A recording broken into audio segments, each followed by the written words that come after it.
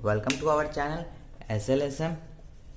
हम लोग पिछले चैप्टर में पिछले लेक्चर में बात किए थे law of conservation of mass के ऊपर, right. Law of conservation of mass, right. तो एक बार रिवाइज कर लेते, एकदम शॉर्ट में अच्छे से रिवाइज कर लेते हैं क्या था वो लॉ। बेसिकली ये लॉ कहता था कि sum of the mass of the reactant is equals to the sum of the mass of the product, right. ये हमें लॉ बताता था और ये लॉ दिए थे एंटोनी लेवोइजर्स ने, राइट। ये लॉ दिए थे एंटोनी लेवोइजर्स ने, ठीक है। ये लॉ दिए थे। अब अपन उस समय तो बात कर लिए कि मास ऑफ द रिएक्टेंट और मास ऑफ द प्रोडक्ट इक्वल होता है, टोटल मास। अब अपन उसके बाद एक और लॉ आया जो हमें लॉ मिला था, वो था law of definite proportion, right. और ये लॉ दिए थे, बेसिकली ये लॉ दिया गया था प्राउस्ट के द्वारा। इसके साइंटिस्ट का नाम था प्राउस्ट, ठीक है।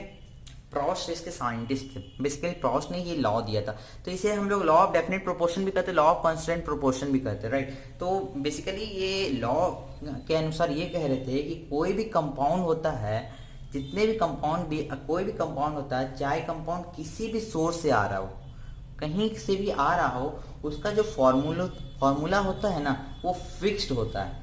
और जो एलिमेंट्स होंगे वो हमेशा फिक्स रेशियो और प्रोपोर्शंस में रहेंगे, मतलब फिक्स रेशियो में कंबाइंड होंगे, राइट। तो बेसिकली इनकी स्टेटमेंट ये थी कि एक केमिकल कंपाउंड, अगर अपन स्टेटमेंट लिखे ये लॉ ऑफ कांस्टेंट प्रोपोर्शन की, तो वो होता है एक chemical compound no matter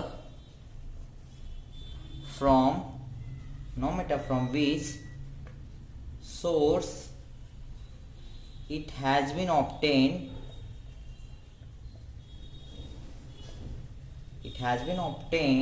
it will contain the same elements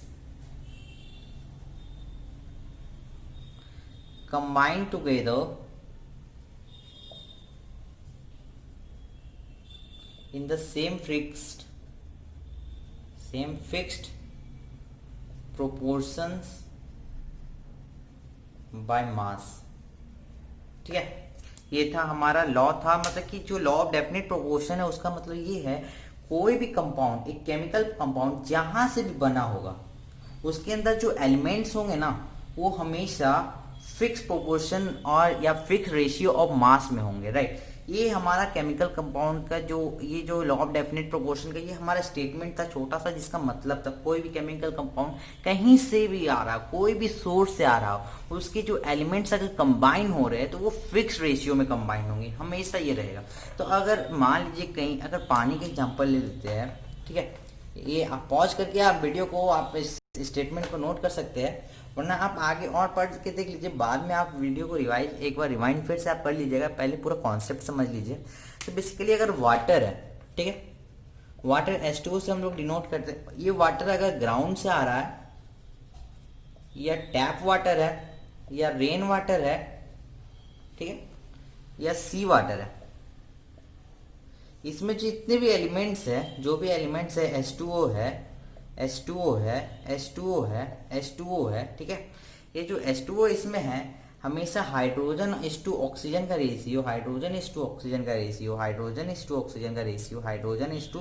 ratio, हमेशा क्या रहेगा, हाइड्रोजन का मास अपन जानते हैं ना, हाइड्रोजन का मास क्या होता है 1 यूनिट, और ऑक्सीजन का मास कितना होता है 16 यू, राइट। यहाँ लेकिन हाइड्रोजन 2 है तो 2 यू लेंगे, तो यहाँ 2 हाइड्रोजन है तो अपन 2 लेंगे इस टू 16, 2:16। अगर अपन इसको शॉर्ट करेंगे तो 1:8, 1:8, ठीक है। ये जो है ना रेशियो, ये हमेशा फिक्स रहेगा, 1:8 हमेशा फिक्स रहेगा, चाहे कोई भी वाटर हो, कहीं से भी पानी आ रहा हो, ये जो रेशियो वाटर का होगा ना, वो हमेशा फिक्स रहेगा, राइट। ये हमारा एक छोटा सा एग्जांपल हो गया basically law of definite proportion के बारे में, अगर हम आपको पूरे अच्छे से समझाए तो। और एक चीज़ और मैं बता देता हूँ, जब भी जैसे 1:8 मेरा क्या आया, ये मेरा वाटर का फिक्स रेशियो आ गया, तो इसका मतलब ये है जब भी पानी में है तो हाइड्रोजन 1 रहेगा तो ऑक्सीजन 8 गुना रहेगा, 8 टाइम्स ज़्यादा रहेगा, राइट। अगर ऐसे ही एक एग्जाम्पल्स देखते हैं अपन। अगर अपन लेते हैं 5 ग्राम ऑफ हाइड्रोजन, कितना 5 ग्राम ऑफ हाइड्रोजन, तो इसमें 5 ग्राम ऑफ हाइड्रोजन है तो हमको ऑक्सीजन का कितना ग्राम होगा। ठीक, तो अपन को तो पता है एक चीज, ऑक्सीजन का ग्राम हमको निकालना, फाइंड आउट करना। तो अपन को तो फिक्स रेशियो पता है 1/8, 1/8। तो अपन को 5 है, ऑक्सीजन का ग्राम x ले लेते हैं, तो इसको इधर भी चल जाएगा, तो x इक्वल टू क्या होगा 5 × 8 मतलब 40 ग्राम। ठीक है, ये हमारा आंसर आ गया ऑक्सीजन ग्राम। अब इसको भी हम रेशियो में लेते तो देखते कितना आता है, 5/40 कितना होगा 1/8। तो ये हमेशा ये फिक्स रेशियो में रहेगा। ठीक है, अपन और भी एग्जांपल्स देखते हैं, थोड़ी प्रैक्टिस भी हो जाएगी, समझ में भी आ जाएगा कॉन्सेप्ट। अब अपन एक काम करते हैं, 100 ग्राम ऑफ वाटर लेते हैं, क्या 100 ग्राम ऑफ वाटर में। अब अपन फाइंड करेंगे इसमें कितना हाइड्रोजन है और कितना ऑक्सीजन है। तो हाइड्रोजन कितना है और ऑक्सीजन कितना है, ऑक्सीजन का क्वांटिटी कितना, ग्राम कितना, वही है। तो अपन को तो एक चीज पता है ना दोस्तों, फिक्स रेशियो हमको वाटर का तो पता है 1:8, 1/8। तो अपन क्या करेंगे, एक पार्ट 1x मेरा हाइड्रोजन है प्लस 8x मेरा ऑक्सीजन है, और टोटल मेरा कितना ग्राम दिया हुआ 100 ग्राम। तो 9x हो गया मेरा 100, हो गया कि नहीं। तो x अपन क्या हो जाएगा, x को 100/9। अगर इसको हम लोग लेते हैं तो ये हमारा 11.11 कुछ आएगा। तो इसको अगर हम अप्रोक्सीमेट लेते हैं तो 11 ग्राम मान लेते हैं। ठीक है, तो अब अपन निकालते हैं हाइड्रोजन। क्या हाइड्रोजन कितना था 1x था, तो 1x कितना हो गया 11.11 अप्रोक्सीमेट, अगर 11 ग्राम लेते हैं। वही था ऑक्सीजन, ऑक्सीजन कितना था 8x, तो 8x कितना हो गया 8 × 11.11, तो अप्रोक्सीमेट अगर लेंगे तो 88 ग्राम आ जाएगा। तो मतलब कि हाइड्रोजन इसमें 11 ग्राम है और ऑक्सीजन मेरा 88 ग्राम है। ये बेसिकली अगर आप ऐड करोगे तो 99, लेकिन 0.11 जो हम लोग अप्रोक्सीमेट में ले रही है, इसलिए हमारा टोटल आ जाएगा सम 100। तो आपको अगर हम अप्रोक्सीमेट ले तो यहाँ भी देखिए हाइड्रोजन का 8 गुना है कि नहीं। तो यही हो गया हमारा फिक्स प्रोपोर्शन ऑफ मास में।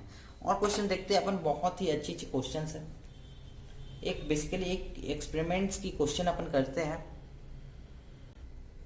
एक एक्सपेरिमेंट है, इन एक्सपेरिमेंट 1 में है दिया हुआ 0.243 ग्राम ऑफ मैग्नीशियम इज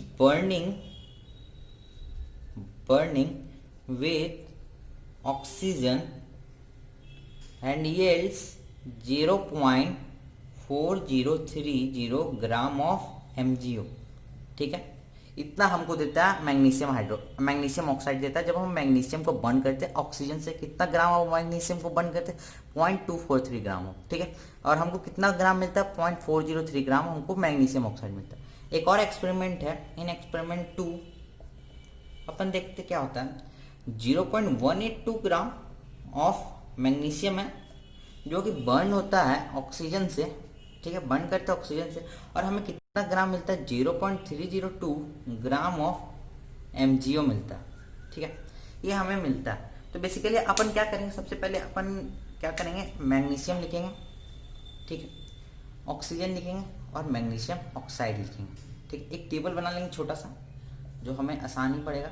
ठीक है, बहुत छोटी सी टेबल। अब अपन एक्सपेरिमेंट 1 लिख देते हैं यहाँ, और एक्सपेरिमेंट 2 लिख देते हैं।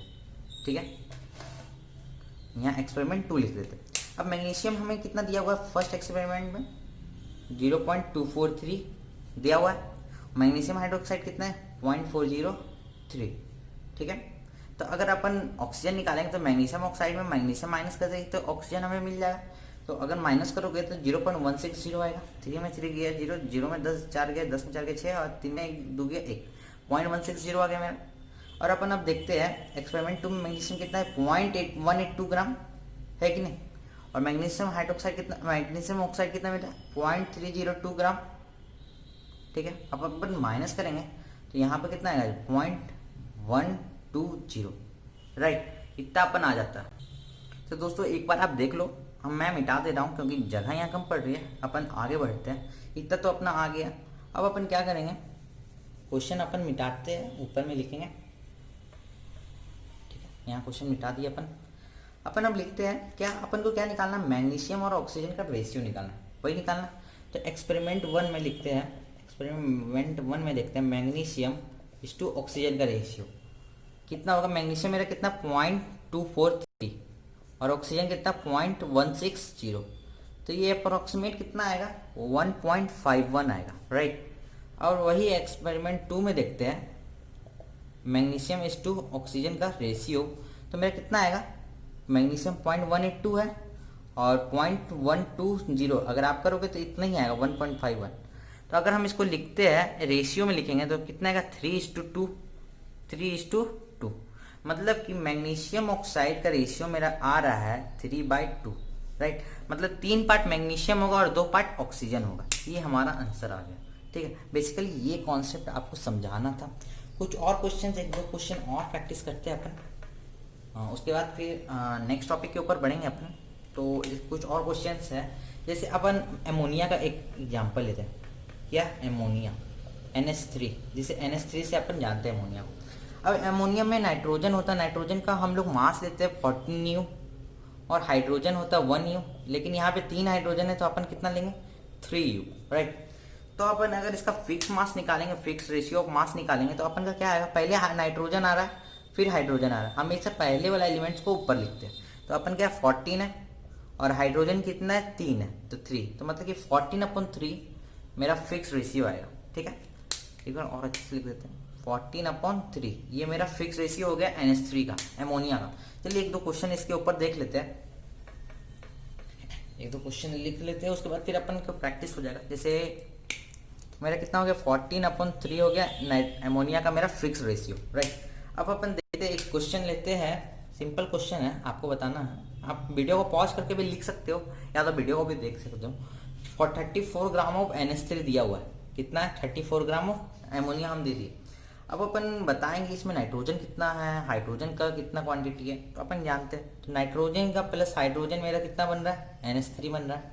अब नाइट्रोजन को अपन ले लेते हैं 14x, जैसे अपन वो 100 ग्राम वाला वाटर किए थे तो 14x ले लेते हैं। हाइड्रोजन कितना 3 है, 3x ले लेते हैं, और कितना दिया हुआ कितना हमारा 34 ग्राम, ठीक है। अब इसको ऐड करें तो 17x इक्वल टू कितना हो गया 34, 17 2 जा, मतलब कि x का वैल्यू कितना गया 2 ग्राम, है कि नहीं। तो अब अपन नाइट्रोजन का तो इजीली फाइंड कर लेंगे, नाइट्रोजन तो अपन कितना दिया हुआ 14x, तो 14 2 जा 28 ग्राम आ गया, और हाइड्रोजन कितना आ गया 3x, तो 3 2 जा 6 ग्राम आ गया। तो अगर अपन इसका रेशियो निकालते नाइट्रोजन बाय हाइड्रोजन का, तो 28/6 आएगा, मतलब 14/3। देखिए वही आ रहा है कि नहीं, सिमिलर है कि नहीं, वही है, सेम क्वेश्चन है। आपको बहुत ही इजी पड़ रहा होगा, आपको समझ में बहुत अच्छे से आ गया।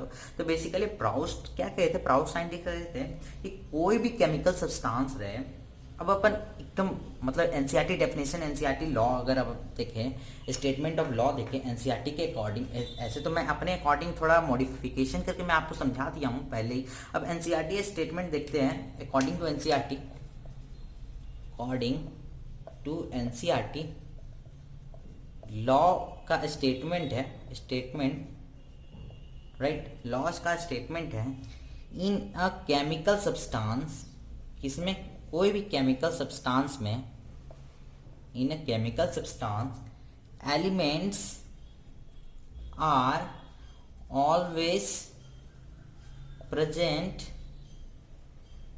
इन fixed proportions, fixed proportions by mass, ठीक है।